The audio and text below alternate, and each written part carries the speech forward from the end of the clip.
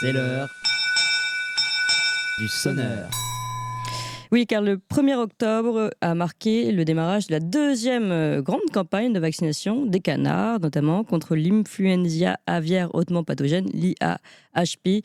La France donc a reconduit à l'identique la stratégie de vaccination de l'année dernière. Une vaccination obligatoire pour les élevages détenant plus de 250 canards, dont les produits, donc viande et foie gras, sont destinés à la commercialisation. C'est l'ensemble du territoire hexagonal, à l'exception de la Corse d'ailleurs, qui est concerné, ce qui représente quand même 62 millions de canards à vacciner dans 2500 élevages. Et parmi eux, d'ailleurs, certains recevront un vaccin à ARN messager. Alors, pour rappel, et avant de donner la parole à notre agriculteur, au cours des dernières années, des dizaines de millions de canards ont été euthanasiés, abattus à cause des épidémies régulières de grippe aviaire, notamment depuis 2015, pour des pertes économiques qui se chiffrent en milliards d'euros. Donc il y a clairement un problème sanitaire ou de gestion sanitaire qui se pose à ces agriculteurs. Bonjour Lionel Candelon. Alors, on n'a pas votre son, on va le récupérer. Je rappelle que vous êtes agriculteur dans le Gers, éleveur de canards, président de la coordination rurale 32 et fondateur de cette association Canards en colère. Est-ce que vous êtes avec nous, Lionel Candelon ? Je suis pas sûre que... Oui, bon. Ça y est, Oui, super. Bonjour. Ouais, il y a peut-être un petit décalage. Donc, je ne sais pas si vous nous avez entendu dans l'introduction. D'abord, je voulais vous demander en premier, vous êtes fondateur de cette association Canards en colère. Pourquoi en colère ? J'étais le fondateur des Canards en colère. Aujourd'hui, je suis président de la coordination rurale du Gers. Oui, je l'ai précisé. On avait monté l'association à la base des Canards en colère parce qu'on demandait le vaccin depuis 2017 exactement. On savait qu'il y avait des vaccins, notamment ARN messager, qui existaient. On voulait qu'ils soient mis en application le plus tôt possible pour protéger tous nos cheptels qui ont été malheureusement trop de fois abattus. Nous, dans le Gers, c'est à 8 reprises. Moi, j'ai perdu personnellement 19 000 canards entre 2017 et 2023. 2021, 2022, 2023, j'ai pu produire 0 canard sur mon exploitation parce qu'ils ont tous été abattus consécutivement avec des pertes financières considérables. Et depuis qu'on a le vaccin, on n'a pas un abattage, on n'a pas un cas de grippe aviaire, en tout cas dans le sud-ouest. Et aujourd'hui, on peut enfin refaire notre métier comme on le faisait avant. Ouais.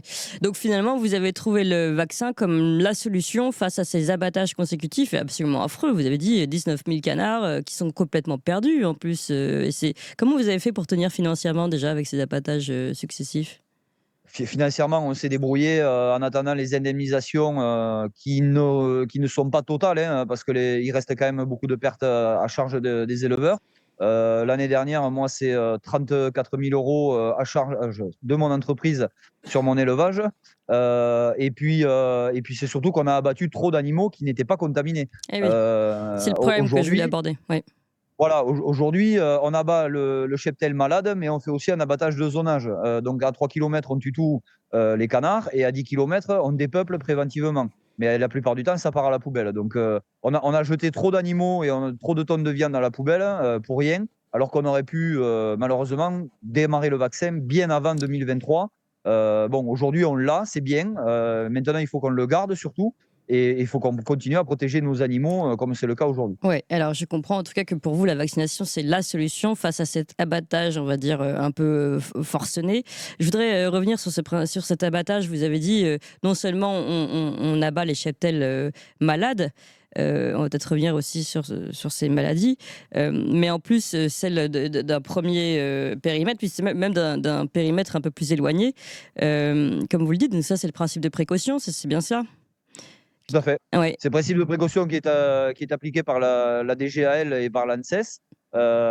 Sauf qu'aujourd'hui, nous, on a vécu des abattages jusqu'à 50 km. C'est-à-dire que jusqu'à 50 km, on dépeuplait toutes les zones.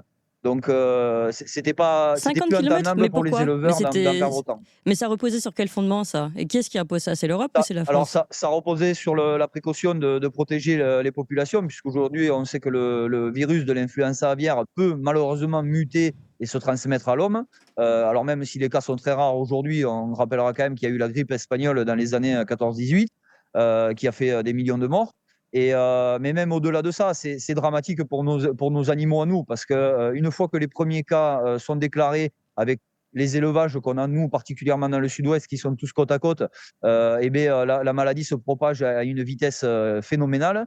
et voir nos animaux malades. Moi, je l'ai vécu le 17 mai 2023. C'est terrible parce qu'on ne peut rien faire.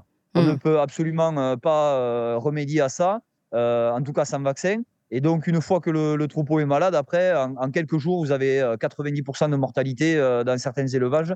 Et Ah c'est oui. dramatique pour les éleveurs parce que les éleveurs, on n'est pas là pour ça. Nous, on est là Bah, bien sûr. pour commercialiser des animaux du début à la fin et des animaux en bonne santé. Bien sûr. Alors, comment ces maladies sont attrapées? Est-ce que c'est parce que justement vous faites du plein air et qu'il y a des animaux sauvages qui passent au-dessus et que ces animaux attrapent ces maladies? Comment ça se passe, la Eh beh, transmission? aujourd'hui, on sait que c'est la vie faune et la faune sauvage, notamment la faune migratoire qui nous amène les primo-virus, c'est-à-dire les premiers cas de contamination. Et après, comme je le disais, alors le canard résiste pendant une dizaine de jours au virus, sauf qu'en fait, il continue à l'excréter, notamment par les fientes. Et donc, avec les poussières de bâtiments, etc., on s'est aperçu qu'en fait, on avait de l'aéroportage, notamment l'hiver avec les vents, jusqu'à 20, 30, 40 kilomètres. Oui, Donc, comme on a des élevages, nous, quasiment tous les kilomètres, dans certaines zones du Gers oui, d'où notamment, ces principes de et bien, précaution. en Ouais. quelques semaines, on s'est aperçu qu'on passait de un foyer à 100 foyers en l'espace d'un mois. Ouais. Donc, aujourd'hui, on n'a aucune solution, hormis la vaccination, pour arrêter et pour endiguer un virus tel que l'influenza aviaire. On rappelle aussi quand même que les pays d'émergence de ces virus-là, c'est l'Asie notamment, où là-bas, on a tous les nouveaux types de variants qui sortent chaque année. Et en fait, avec les couloirs migratoires, tous ces virus remontent de l'Asie, reviennent sur les pôles migratoires russes et redescendent vers l'Europe, vers l'Afrique.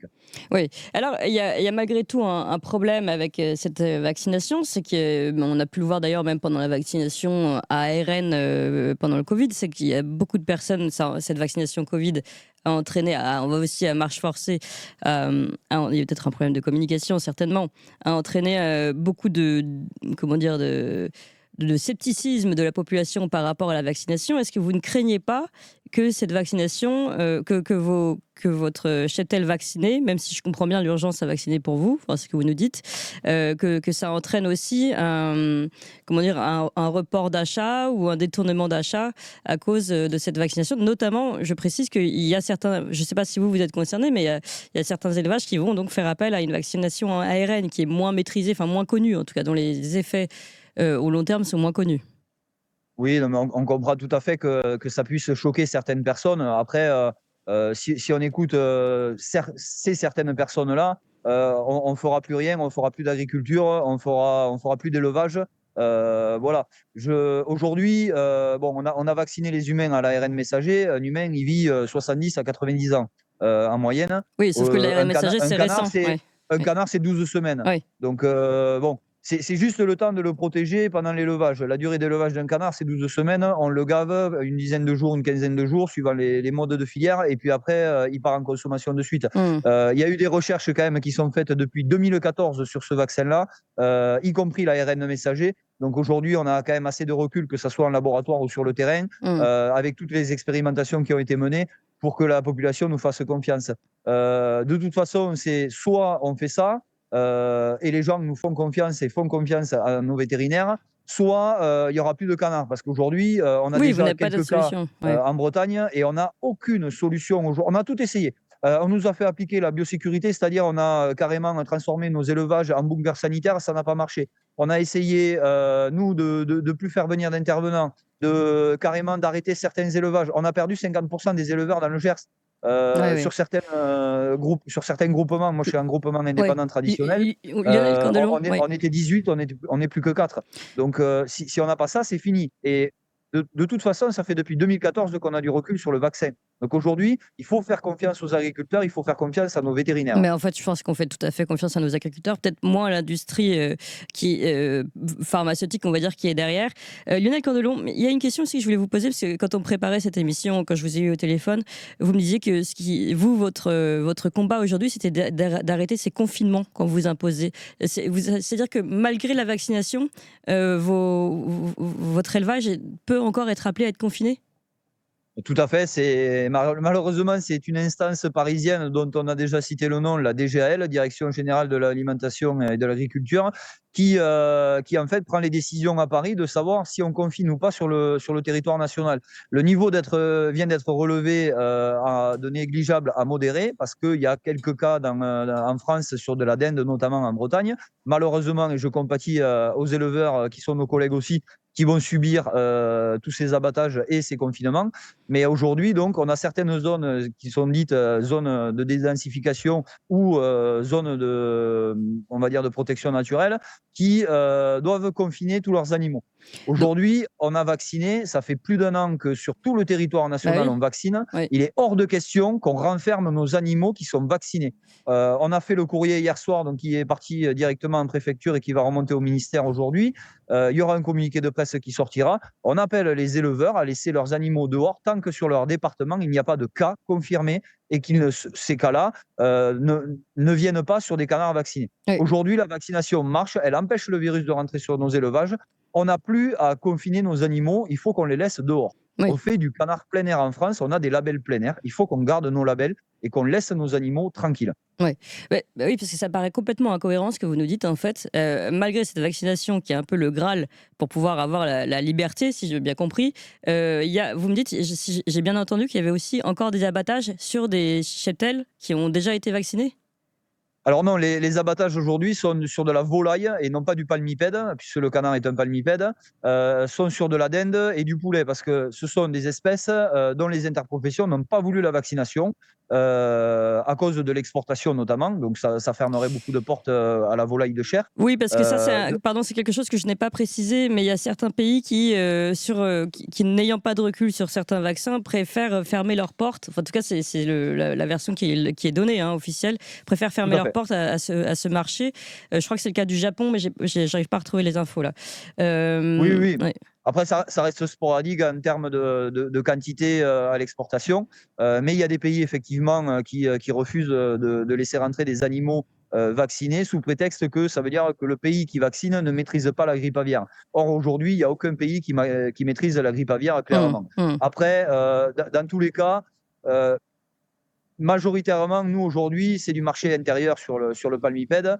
Malheureusement, en volaille, donc, comme je le disais, ils n'ont pas voulu lancer la vaccination pour protéger les volailles d'Inde, pintades et poulets. Aujourd'hui, c'est les éleveurs qui en font les frais. Oui, ça c'est ce que vous dites, mais malgré tout, vous faites encore les frais, et ça c'est complètement incohérent. On a du mal à comprendre la politique sanitaire générale. Je ne parle pas de vous parce que vous sympathisez, mais si on dit le vaccin c'est le Graal, et en même temps le vaccin mène encore au confinement, c'est quoi la cohérence? Comment ils justifient ça?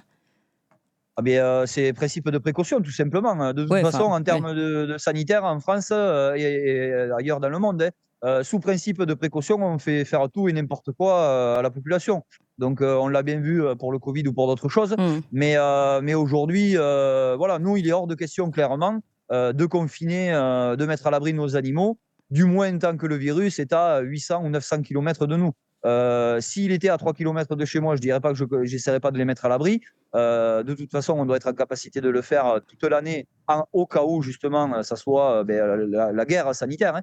Mais dans tous les cas, la priorité, c'est de laisser nos animaux vaccinés dehors.